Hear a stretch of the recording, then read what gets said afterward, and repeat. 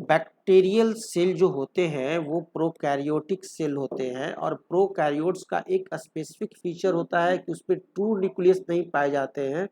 वहाँ जो पाए जाते हैं वो ट्रू न्यूक्लियस के जगह पर उसे हम लोग कहते हैं न्यूक्लियोइड। जो ये जो है ये क्या है, न्यूक्लियोइड है, और इसके चारों तरफ क्या होता है, मेम्ब्रेन नहीं रहता है। ठीक है ना, ये मेम्ब्रेन से बाउंडेड नहीं रहते हैं, इसलिए इसे हम लोग कहते हैं न्यूक्लियोइड। तो चलिए इस न्यूक्लियोइड की स्टडी हम लोग कर लेते हैं। न्यूक्लियोइड जो होता है वह क्या है, एक अधूरा न्यूक्लियस है, इंसिपिएंट न्यूक्लियस है। न्यूक्लियस के सारे चीज इसमें नहीं पाए जाते हैं। तो दिस इज इंसिपिएंट न्यूक्लियस। न्यूक्लियोइड क्या होता है, इंसिपिएंट न्यूक्लियस, और ये प्रोकैरियोट्स में देखे जाते हैं। यूकैरियोट्स में न्यूक्लियोइड नहीं रहते, यूकैरियोट्स में ट्रू न्यूक्लियस रहते हैं। न्यूक्लियोइड का मतलब हो गया कि well organised membrane bounded to nucleus. Well organised membrane bounded to nucleus is absent. यानी क्या होता है कि न्यूक्लियस जो होते हैं वो आपका गाढ़ा द्रव है और इसके चारों तरफ कोई झिल्ली नहीं है। ठीक है ना, कोई झिल्ली नहीं है, नो मेम्ब्रेन, कोई मेम्ब्रेन नहीं पाया जाता है। तो वह क्या होता है, न्यूक्लियोइड। और इसके पास जो क्रोमोजोम होता है वो सिंगल एंड सर्कुलर क्रोमोजोम होता है। क्रोमोजोम भी जो होते हैं वो सिंगल और सर्कुलर क्रोमोजोम होते हैं, विथ नो फ्री एंड्स, और कोई फ्री एंड्स नहीं होता है। Which is formed of double stranded DNA but is not associated with histone proteins. बना हुआ तो होता है डबल स्ट्रैंडेड डीएनए का ही, लेकिन उसमें फ्री हैंड्स नहीं होते हैं। न्यूक्लियस जो है, यहाँ न्यूक्लियस न कहकर इसे क्या कहते हैं, न्यूक्लियोइड। और इस न्यूक्लियोइड में जो क्रोमोजोम पाया जाता है, जो क्रोमोजोम होता है वह क्या होता है, सिंगल होता है और सर्कुलर होता है, नो फ्री हैंड होता है। बना हुआ तो होता है डबल स्ट्रैंडेड डीएनए का ही, लेकिन उस पर हिस्टोन प्रोटीन्स नहीं होते हैं, हिस्टोन प्रोटीन्स उस पर अटैच नहीं रहते हैं। तो ये सब स्पेसिफिक फीचर है जिसके चलते इस जो क्रोमोजोम जो पाए जाते हैं, इस क्रोमोजोम को हम लोग कहते हैं क्या, जीनोफोर। न्यूक्लियोइड में जो क्रोमोजोम पाया जाता है उसे क्या कहते हैं, जीनोफोर, नहीं तो प्रोकैरियोन, और नहीं तो तीसरा नाम है प्रोक्रोमोजोम। तो ये नाम भी आपको याद रखना है कि न्यूक्लियोइड का जो क्रोमोजोम होता है उसे क्या कहते हैं, जीनोफोर नंबर 1, क्या कहते हैं दूसरा, 2 प्रोकैरियोन, और तीसरा नाम है प्रोक्रोमोजोम।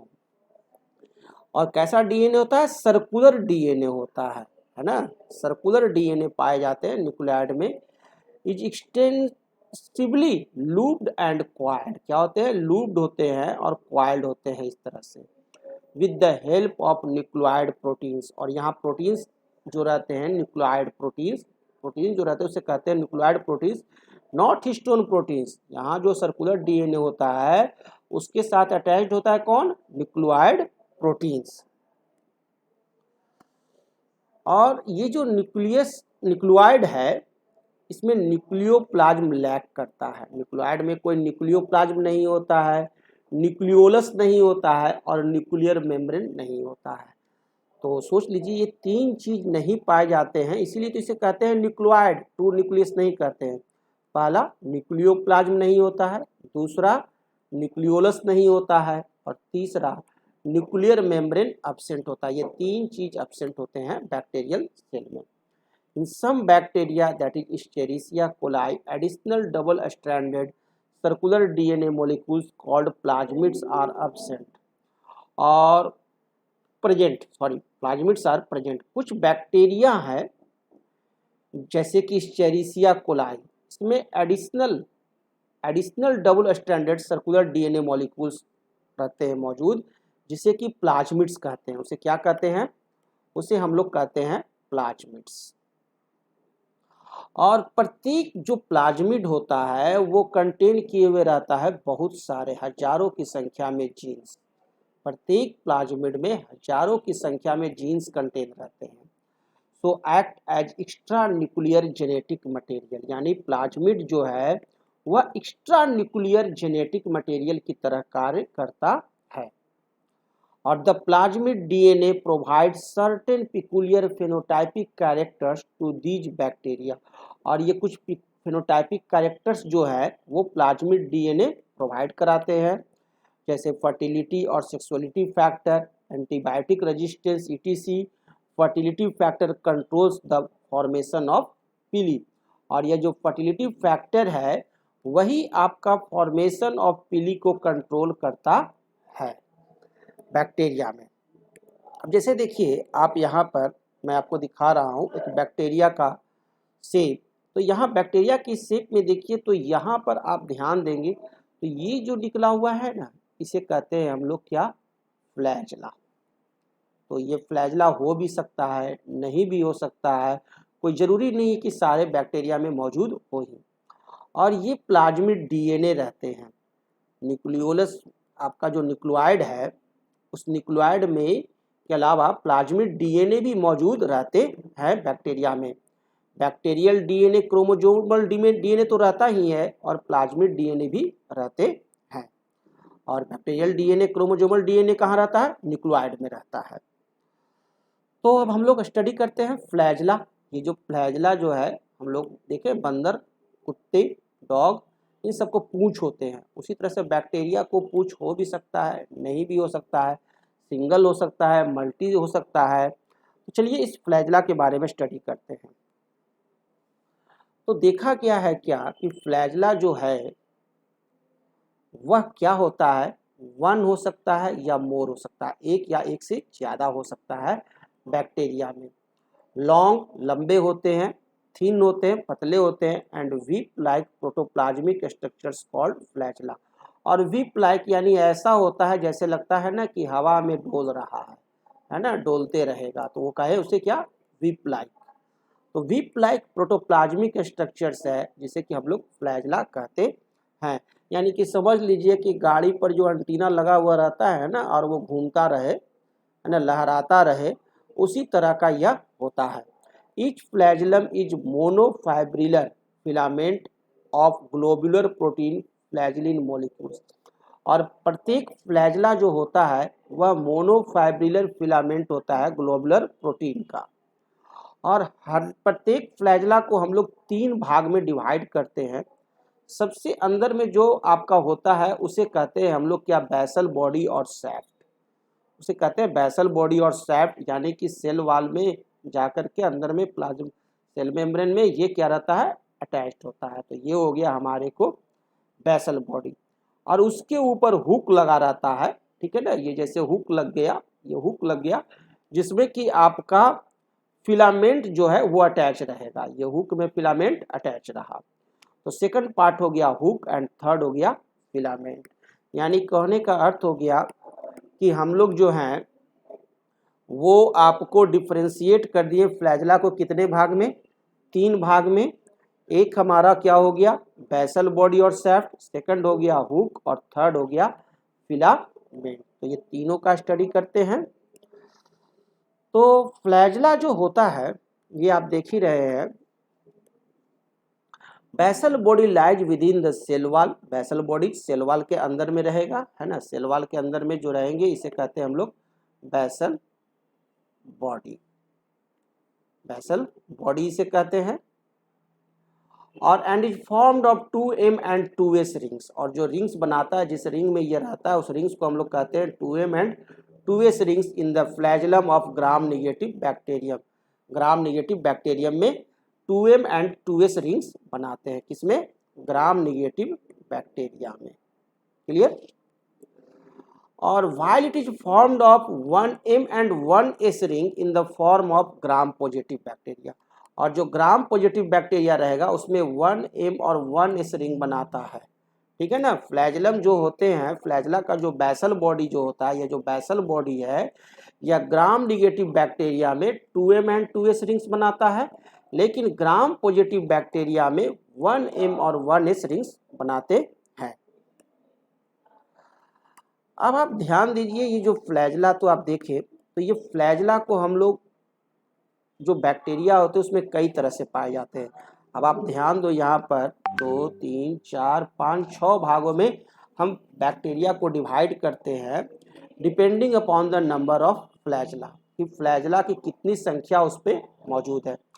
तो कुछ तो बैक्टीरिया हैं जहाँ की नो फ्लैजला, वहाँ फ्लैजला होते ही नहीं है, तो वैसे बैक्टीरिया को हम लोग कहते हैं एट्राइकस, ATRICHOUS, एट्राइकस, जहाँ कोई फ्लैजला नहीं है ना, जहाँ कोई फ्लैजला नहीं है उसे हम लोग क्या कहेंगे, एट्राइकस। और कुछ बैक्टीरिया हैं जिसमें कि सिर्फ एक ही फ्लैजला होते हैं, सिंगल, सिर्फ एक ही पूंछ होता है, तो सिंगल पूंछ जिसमें पाए जाते हैं उसे हम लोग कहते हैं मोनोट्राइकस। क्या कहेंगे उसे, उसे हम लोग कहेंगे मोनोट्राइकस। क्या बोलेंगे, मोनोट्राइकस कहते हैं, जहां आपको सिंगल फ्लैजला पाए जाते हैं।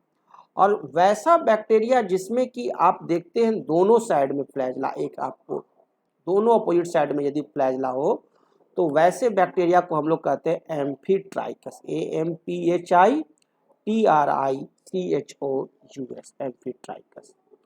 और वैसा बैक्टीरिया जिसके एक पार्ट से मल्टीपल फ्लैजला निकलते हो, है ना, एक नहीं मल्टीपल फ्लैजला हो, दो या दो से ज़्यादा फ्लैजला हो, तो वैसे बैक्टीरिया को हम लोग कहते हैं कीफैलोट्राइकस। कैसा फ्लैजला है भाई उसके पास, तो कीफैलोट्राइकस, CEPHALOTRICHOUS।